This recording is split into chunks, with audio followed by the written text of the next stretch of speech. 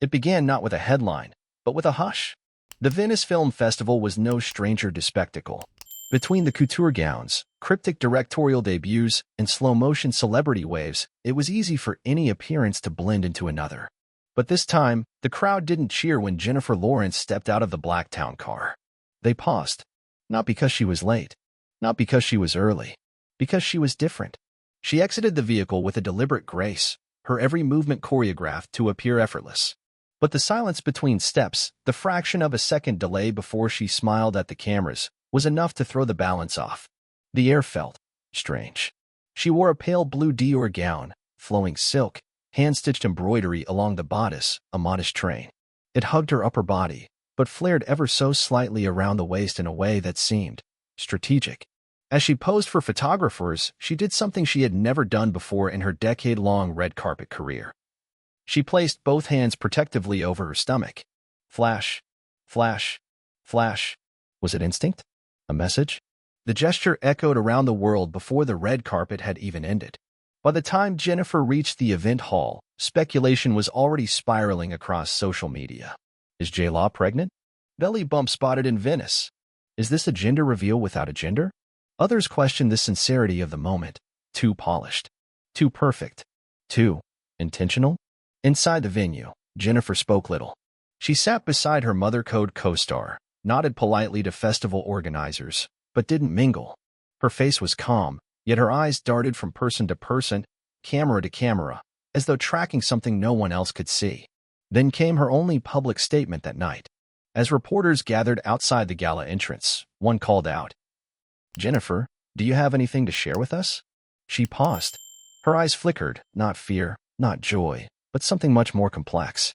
Something fragile and rehearsed. "You'll all find out soon enough," she replied. "That's the fun part, isn't it?" A smile. A wave. Then she disappeared behind velvet curtains. But for the few who were there, truly watching, there was something uncanny in the way she carried herself. She wasn't glowing. She was guarded. No giddiness, no maternal glow. Just a woman tightly composed, like porcelain held together with invisible glue. Every movement felt both beautiful and haunted. Luca Moretti, an Italian journalist famed for exposing celebrity manipulations, noticed it too.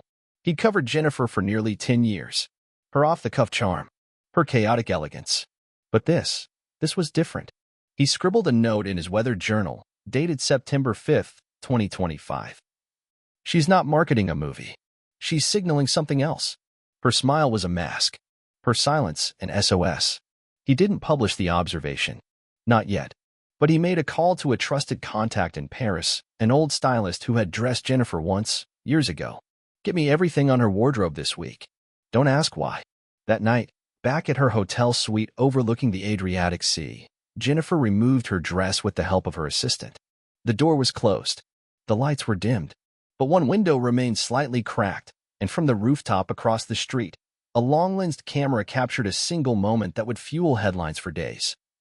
Jennifer standing in front of a mirror, hand resting on her lower abdomen, head bowed. Not in prayer, not in pride, but in stillness. A woman caught in transition between truth and theater. By morning, every gossip outlet and entertainment blog had the same question splashed across their homepages. Is Jennifer Lawrence pregnant? Or is this her boldest PR move yet? One anonymous tweet with over 1.4 million likes summed it up best.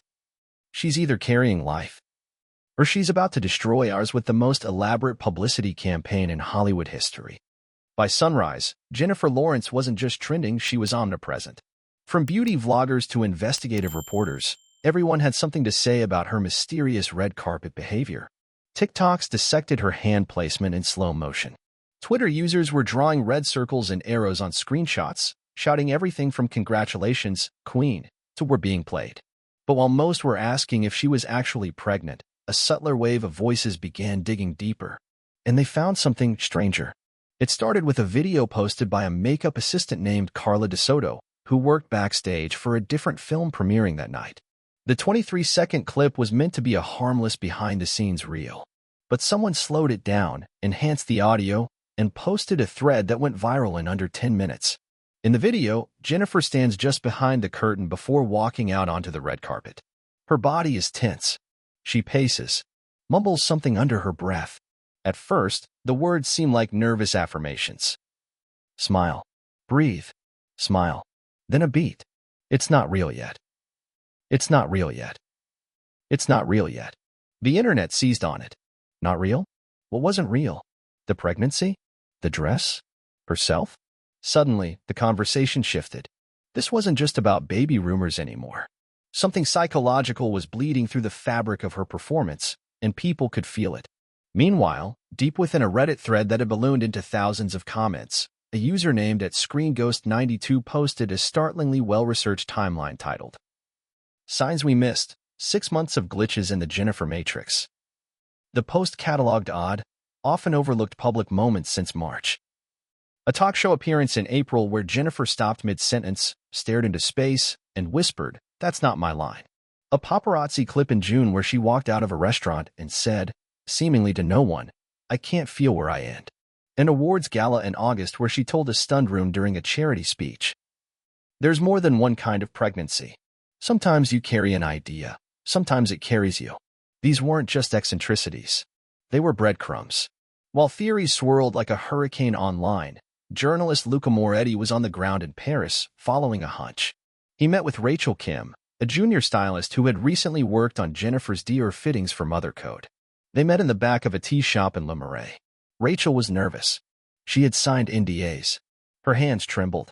But after Luca slid her a handwritten note, "This isn't about gossip. It's about safety," she began to talk. She was tense, not diva tense. Like she'd seen something. Like she didn't know where she was. She kept checking her own reflection, like she expected someone else to be there. Rachel explained that Jennifer had specifically asked for the fabric around the abdomen to be adjusted, loose, but not obvious. When Rachel asked if she needed it altered for comfort, Jennifer looked at her and said, "No, I need them to notice. I just don't want to say anything yet." Rachel assumed it was marketing for the film. But the more Jennifer spoke, the more uneasy the room became. "She said something that haunted me," Rachel whispered to Luca. "She said, if I forget who I am, at least they'll remember me like this." The deeper Luca dug, the more tangled the story became. He uncovered the existence of a high-budget marketing experiment allegedly launched by a secretive creative firm called Arcline. The initiative was known only as the Chrysalis Campaign. According to rumors among studio insiders, it was part psychological art project, part viral media strategy. A celebrity would slowly blur the line between real life and fiction in full view of the public. Everything, the clothes, the behavior, even interviews, would be scripted, subtle, immersive. And Jennifer was their first test subject. Online, the rumors reached fever pitch. It's Mother Code in real life. She's building a new identity, live, on the internet. She's turning herself into a myth. But then came the message that changed everything. An anonymous email hit the inboxes of every major entertainment outlet. It contained one sentence. "You're watching her metamorphosis. She doesn't know she can stop." Attached was a 47-second grainy video, unreleased until now. Jennifer Lawrence, alone in a hotel room, half in shadow. Hair pinned back. Bare shoulders. No makeup. She speaks to someone off camera. "I didn't agree to this. This was supposed to be art. Now I think it's a trap." She stands suddenly, knocking over a glass. "I can't tell what's mine anymore. The thoughts, the feelings, are they mine or hers?" Then, just before the clip ends, she leans forward and whispers to the lens, "They're making me become something I didn't audition for." The screen cuts to black. The internet went wild. Was the video real? Was it leaked? Or, most chilling of all, was it part of the plan? Suddenly, the idea of a PR stunt seemed too small. This wasn't about buzz. It was about transformation. Or perhaps erasure. And Jennifer Lawrence wasn't just playing a role. She was being rewritten. 2 days after Venice, the entertainment world was on fire.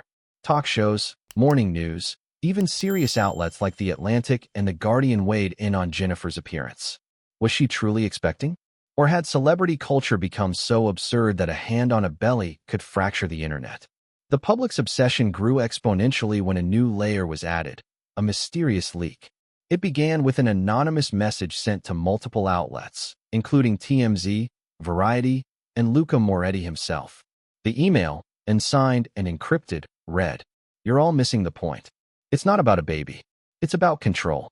She's not the one pulling the strings anymore." Attached was a 47-second video. The footage was grainy and appeared to be taken from a hidden phone, angled between blinds or behind a closet door. In the video, Jennifer Lawrence sat in a dim hotel room. Her makeup was half removed, hair pinned up casually. She looked exhausted. "I didn't agree to this," she said to someone off camera. "This was supposed to be a metaphor. Now it's becoming real.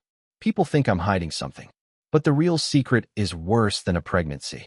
She stood abruptly, knocking over a water glass. "I should have never said yes to the campaign. I thought it was just performance, art, symbolism. But they want transformation. They want ownership." The clip ended there. TMZ was the first to publish it. Within minutes, it was everywhere. YouTube, Telegram, private Discord servers. Millions watched. Theories grew darker. Who was she talking to? Her agent? A lover? A studio executive? And more importantly, what was this campaign? While the world obsessed over the leak, Luca Moretti dug deeper. He returned to LA and scheduled a meeting with Jennifer's former body double, Sophie Vale, who'd worked with her for years until suddenly being dismissed 3 months ago. Sophie arrived at the Sunset Grill in a hoodie and sunglasses. She was jittery and kept glancing over her shoulder. "I knew something was wrong," she said. They started bringing her into these private rehearsal spaces. They'd block out days of her schedule, no phones allowed. I asked her once what she was preparing for, and she said. Sophie paused. She said, "I'm rehearsing how to disappear in plain sight." Did she seem scared? Sophie nodded. No. Worse. She seemed programmed. At the same time, inside Hollywood's elite circles, rumors swirled about an experimental marketing strategy called the Chrysalis Initiative. Supposedly developed by a secretive agency with ties to Silicon Valley and high-budget film studios, the Chrysalis Initiative was a multi-layered psychological campaign designed to blur the line between character and celebrity. The premise was wild. If the audience can't tell where fiction ends and reality begins, they'll be obsessed. Permanently. According to insider whispers, Jennifer was their prototype. The pregnancy was just one layer. The strange Venice behavior? Engineered. The leaked hotel clip? Possibly planted. But the part that chilled Luca and others watching from the sidelines was this. If the campaign really existed, Jennifer Lawrence might no longer be in full control of her own narrative. Or worse, she might not even know where the narrative ended. Online forums exploded with speculation. J-Law is living inside an ARG, alternate reality game. She's doing an Andy Kaufman, but doesn't realize it. This is MK Ultra, but make it fashion. Meanwhile, fans camped outside her Beverly Hills home. Drones circled her roof. Paparazzi followed her Uber Eats deliveries. And Jennifer? She'd gone silent. No public statement. No denial. No confirmation. Just vanishing into the folds of a perfectly orchestrated mystery. And then she reappeared. On the third day, Jennifer posted a single photo on Instagram. No caption. No tags. Just a black and white image of her standing in front of a cracked mirror, staring at her reflection. In the mirror, she looked serene. But outside of it, on our side, she was crying. The photo shattered the silence, and with it, the last remnants of what anyone thought they knew about Jennifer Lawrence. The black and white image amassed 23 million likes in under 12 hours, breaking every previous record she had. News anchors called it artful, tragic, chilling. Think pieces flooded the internet.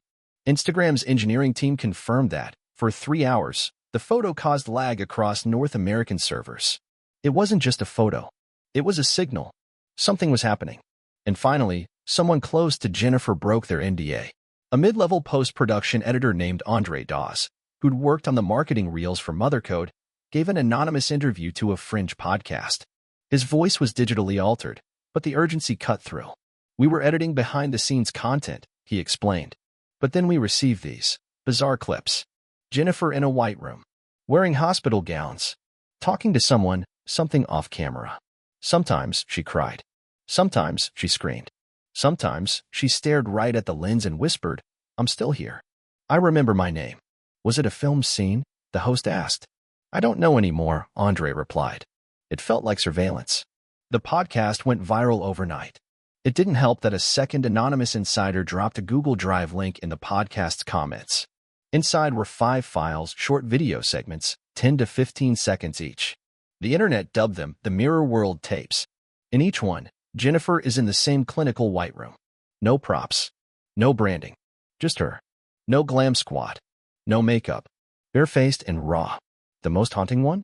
She walks up to the camera, breath fogging the lens slightly, and says, "They told me I was playing a character. Then they told me the character was me. Now I'm not sure who agreed to what." That's when the theory took hold. Mirror World wasn't a film. It wasn't a campaign. It was a state of being. Reddit threads broke it down. Mirror World is a simulation within celebrity culture. Jennifer Lawrence agreed to surrender her identity for an immersive role. The only problem is, the exit was never clearly defined. According to the theory, her pregnancy appearance, her cryptic interviews, even the Venice moment, it was all part of a gradual blurring between who Jennifer was and who she was becoming. And then came the press conference. Out of nowhere, a mass email hit inboxes across media agencies. Invitation only. Jennifer Lawrence to address the public. Location: undisclosed. Dress code: formal black. One camera crew per outlet. No one knew who organized it. Jennifer's official publicist denied involvement. Her manager was unreachable. Still, more than 50 media organizations arrived at a vacant soundstage in Burbank. Security was intense. No phones allowed. All cameras were controlled by a single internal team. No live streaming. Only those in the room would witness what happened. At 7:15 p.m., the lights dimmed. A large black curtain lifted. And there she was, Jennifer Lawrence, standing alone under a spotlight. She was barefoot. No makeup. Dressed in a sheer, ivory dress that hung off her frame like tissue. "Thank you for coming," she began, voice steady but hollow. "I've been silent for a reason." She scanned the crowd. No one dared move. "What you've seen, what you've guessed, some of it is true. Some of it isn't. But the thing you need to understand is this. I agreed to let my reality be altered. I didn't know how deep it would go." She paused, swallowed hard. "I signed on to a campaign to explore motherhood, identity, femininity. I thought it was symbolic, artistic, controlled. But then the project changed. The team changed. The rules changed. And I started forgetting which parts of me were scripted. I've spent the last 4 months trying to reverse it. Trying to remember the difference between playing Jennifer Lawrence and being Jennifer Lawrence." A reporter stood, trembling. Are you pregnant?" Jennifer smiled, faint and flickering. "Does it matter anymore?" She turned to leave. The lights went out. When they came back on, she was gone. No backdoor exit. No security escort. Just gone. Within the hour, the hashtags began. Hashtag Mirror World. Hashtag Free Jennifer. Hashtag Chrysalis confirmed. Some claimed the press conference was a deepfake. Others believed it was part of a scripted ARG finale. A few even speculated that the real Jennifer Lawrence had disappeared months ago, replaced by an AI clone or a trained double. Whatever the truth, the line had been crossed. And there was still one part of the story left to unfold.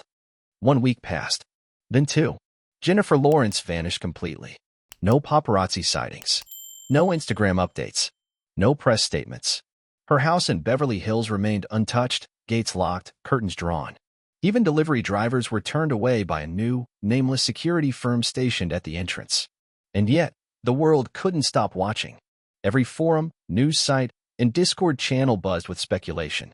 AI experts broke down the speech from the soundstage, claiming micro-expressions indicated deep psychological distress, possibly trauma-based conditioning. Others insisted it was the final act of a long-running avant-garde performance, and soon, Jennifer would emerge with a documentary, a book deal, or an Oscar-bait film that reframed the chaos as genius. But Luca Moretti wasn't buying either narrative. He'd gone silent since the press conference, until he reemerged with a 12,000-word exposé titled The Chrysalis Files, When Art Consumes Its Creator.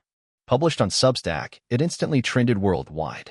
In the article, Luca revealed he had discovered an off-the-books production team tied to a clandestine research lab called NextCell, a hybrid of neuroscience, narrative therapy, and biometric feedback technology. According to internal documents, Mothercode wasn't just a film. It was phase 1 of a neuroimmersive test. The goal, to map identity disassociation through controlled role immersion in real-life scenarios, using high-profile celebrities as conduits. Jennifer Lawrence was subject, Delta Mirror. Luca's documents suggested she'd undergone 87 hours of neuro-integrated scripting. This meant she was immersed in a feedback loop where her reactions, memories, and even dreams were subtly altered to mimic the film character she was portraying. The Chrysalis Initiative wasn't just marketing. It was psychological warfare. Worse, she wasn't the only one. Names redacted. Faces blurred. But it was clear. Hollywood had found something deeper than method acting. It had found a way to commodify consciousness itself. Then, on the 33rd day of Jennifer's disappearance, a video uploaded to her official YouTube channel without warning. No title. No description. It began in complete darkness. Then a faint light. A bedroom. Jennifer, barefoot, in a gray sweatshirt, stood at the window. She spoke softly, looking directly into the camera. I remember now. Not everything, but enough. They wanted a narrative that blurred the lines. But in doing so, they gave me the clearest vision I've ever had. You believed I was pregnant. You believed I was performing. What I was awakening. She turned, walked toward a mirror, the same one from her Instagram post. You wanted a conclusion. Here it is.